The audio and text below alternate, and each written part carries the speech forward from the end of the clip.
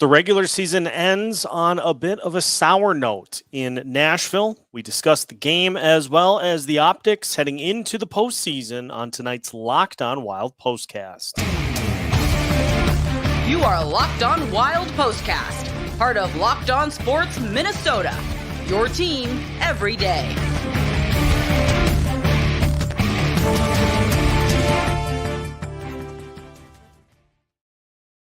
Minnesota Wild fall 4-3 in overtime to the Nashville Predators to end the regular season. And tonight's Locked On Wild postcast is officially underway. Seth Topal joining you to break down the action. And I do find it interesting, Anthony LaPanta keyed in on this during the game. The over-under for the Minnesota Wild for points on the season, 103. What did they end up with this year? 103. So hopefully you took the push for the Wild throughout the course of the season. Again, which the Wild rested many of their regulars. The third and fourth lines got a little bit of a tune-up here in this one tonight. And beyond that, we saw the likes of Damian Giroux, Nick Petan, and several others playing several spots in the lineup. You had Kalen Addison playing a wing spot as well in this game. So a lot of just trying to make sure that the top guys don't get dinged up. You had Freddy Gaudreau with a couple of goals and an extension that was announced during the game as well. Found that just super ironic that after Gaudreau scored his first, the news of the extension came out, and then he scores again. Obviously, as was mentioned during the game, did not play in the third period. So that obviously started to draw some concern. But I believe, I'm not sure which intermission it was, but did see on Twitter that Gaudreau did an interview with Kevin Gorg. And so I would imagine it's possible Gaudreau just got dinged up a little bit during the game and then taken out as a precaution. I wouldn't be too worried about that. Obviously, Gaudreau, a huge part of the Wild lineup with Joel Eriksson Ek on the mend. Joel Eriksson Ek also, as was discussed in the pregame for tonight's game, sounds like he could be back near the end of the first round for the Wild. That'd be a massive, massive addition for them if that is indeed the case. The game, a lot of what you'd expect. There were moments of good play. There was a lot of kind of choppier play as well. You had the two Gaudreau goals. You had Nick Petan with a goal. And it just was a bunch of guys kind of battling for roster spots.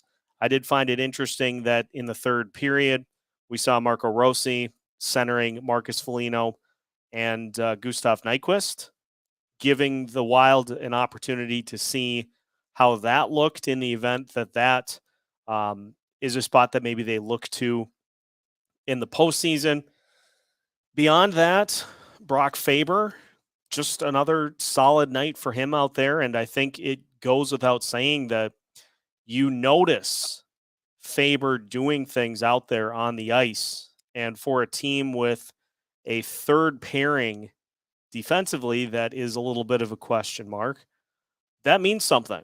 And even though it was against the Chicago Blackhawks and the now Nashville Predators, two teams that really didn't have a whole heck of a lot to play for, still held his own and still looked like somebody that knew what he was doing out there on the ice. And so it wouldn't shock me. I don't know if he'll necessarily start the series. We'll talk about this next week at length. I don't know if he'll necessarily start the series, but it would not surprise me at all if we do see Brock Faber at some point during that first round series, depending on how things go. Philip Gustafsson had some good moments himself, box score wise, kind of an up and down day, but did look the part in this one as we move towards the postseason. But I liked what we saw from the third and fourth lines, getting a more increased role in this one tonight. Solid battles by Reeves, Duhaime, and Dewar, as you'd expect. Great work on the penalty kill by those guys. And Foligno, Rossi, Nyquist, I thought that line had some good moments as well. So saw, I think, what we needed to see from the bottom six in a little bit elevated role. Penalty kill, I think, just continues to do its thing. Power play, I don't know how you really judge it without 90% of the critical components playing. I do want to talk a little bit about the optics, because the Wilds are heading into the postseason with a 2-3-2 mark since that game they won against the Colorado Avalanche. That was kind of the muscle flex for the Wild to stay atop the Central Division. Obviously, losing Joel Eriksson does not help in that regard, and the team did at that point kind of take their foot off the accelerator to focus more on making sure everybody's healthy heading into the postseason.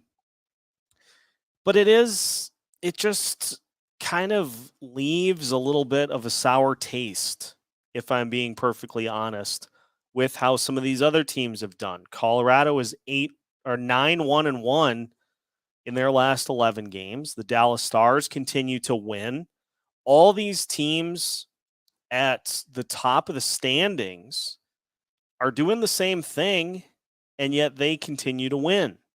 And so it's not to say that the Wild aren't capable of flipping that switch once we get to postseason time, but I think you just feel a little better about it if you go in and maybe in these final 7 games you go like 5-2.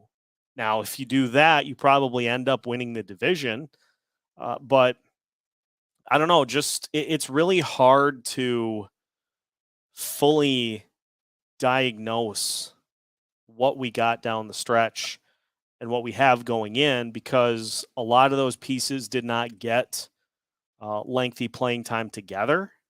So you really have to be on your game once the postseason starts, because there's no like, well, we have 2 or 3 games to kind of figure it out. You got to be ready to go from the get-go if you are the Minnesota Wild. And so if they're able to do that, great. Then that will put a lot of people at ease. But it is a bit of a concern going, again, 2-3-2 over the last 7 games heading into the postseason. You're going in much like we have the that old saying for winter: in like a lion, out like a lamb. Well, the Wild kind of bookended it with lamb performances to start the season and out to finish the season too. But we don't know who they're playing yet. We don't necessarily know when. And so it's just a waiting game at this point. And so to finish our postcast here tonight, we'll just take a look at where things are at with the Central Division. Obviously, the Dallas Stars played and won tonight. The Avalanche played and won tonight. So we'll take a look, give you our best guess as to what's going to happen with the division here, and a few other things to tidy up as the Wild come up short tonight, 4-3 in overtime. We will continue tonight's Locked On Wild postcast after a word from our sponsors, which tonight is the official sports betting partner of Locked On. That is FanDuel. The NBA playoffs are almost here, and now is the perfect time to download FanDuel, America's #1 sportsbook, because new customers get a no-sweat first bet up to $1,000. That's bonus bets back if your first bet doesn't win. Just download the FanDuel Sportsbook app. It's safe, secure, and super easy to use.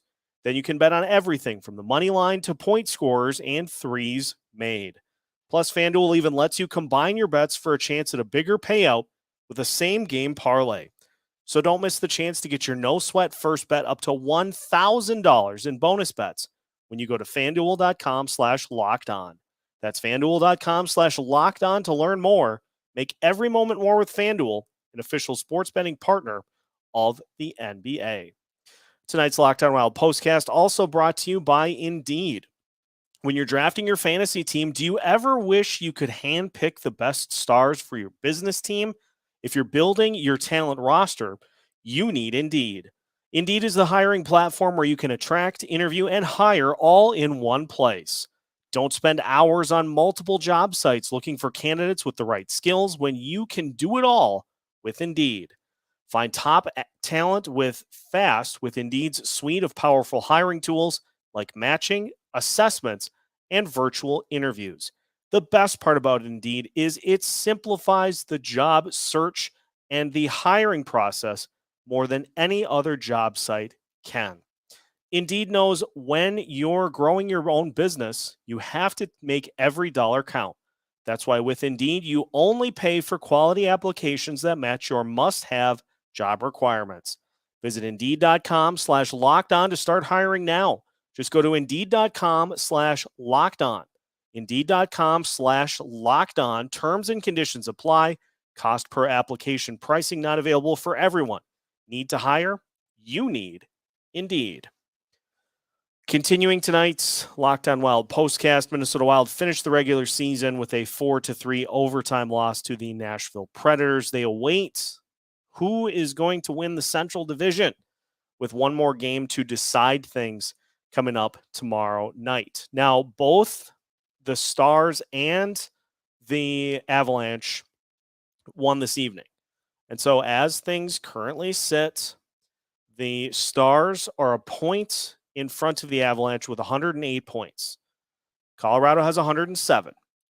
So if the Avalanche win outright against the Nashville Predators, they will win the Central Division. If the Avalanche were to, say, go to overtime and lose, then Dallas wins because the tiebreaker is regulation wins. And Dallas has 39 regulation wins. Colorado has 35. And the Minnesota Wild, of course, 34. So Colorado has to win in regulation in order to come away with the Central Division crown. Nashville's got nothing to play for. They're playing on the second night of a back-to-back, as are the Avs. But it does feel like it's going to be the Dallas Stars taking on the Minnesota Wild in the first round. And it's a Dallas team, obviously very dangerous. And I think the most concerning part of that series is that while you have the Minnesota Wild waiting for Joel Eriksson-Ek to hopefully return to the lineup and also Oscar Sundqvist, Dallas is fully healthy. They'll have the full complement of their roster heading into the opening round of the postseason. They'll be rested. You'll have that top line of Jason Robertson and his two cohorts up there, Jamie Benn.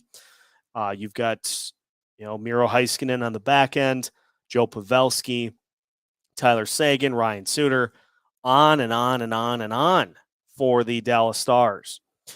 You've also got Jake Ottinger in the net, who took the NHL world by storm last year in that postseason series against the Calgary Flames.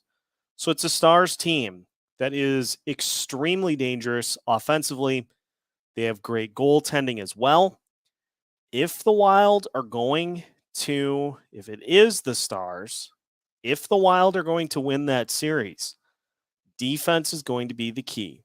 They are going to have to find a way to slow down those top line opponents, neutralize them, and they are going to have to find a way to steal a couple of goals against Jake Ottinger.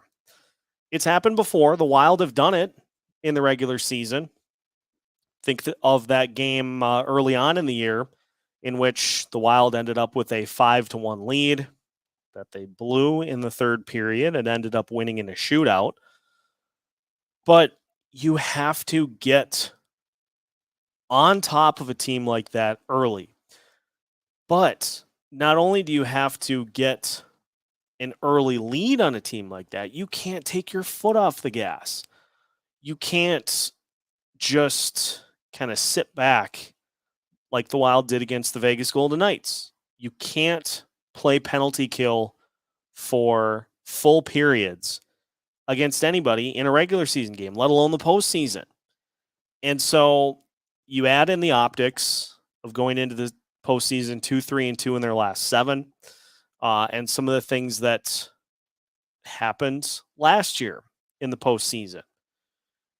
You're not going to be able to do those things and expect the result to be different this time around. So, perfect opportunity here this weekend to just rest up, gear up, and be ready to roll come Monday or Tuesday for likely Dallas, maybe Colorado. Time will tell. Regardless of who it is, the Wilds are going to need to be on their game because it will not be an easy first-round opponent either way. So we've got a ton coming up on the postseason here next week.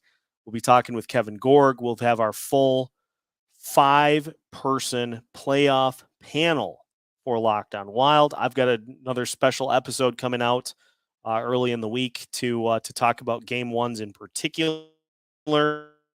So we have a lot coming at you here next week to get you ready for the postseason. We'll have you covered, of course, every single way we can. So make sure you take the opportunity to subscribe to Locked On Wild and follow along with us as we guide you through the postseason. You can follow on YouTube, subscribe on your favorite podcast platforms, plus follow us on social media as well so you don't miss out on anything, all the way down to a face-off. Locked On Wild has you covered. So make sure to become one of the everydayers for Locked On Wild and join us the rest of the way. New episodes every Monday through Friday as part of the Locked On Podcast Network.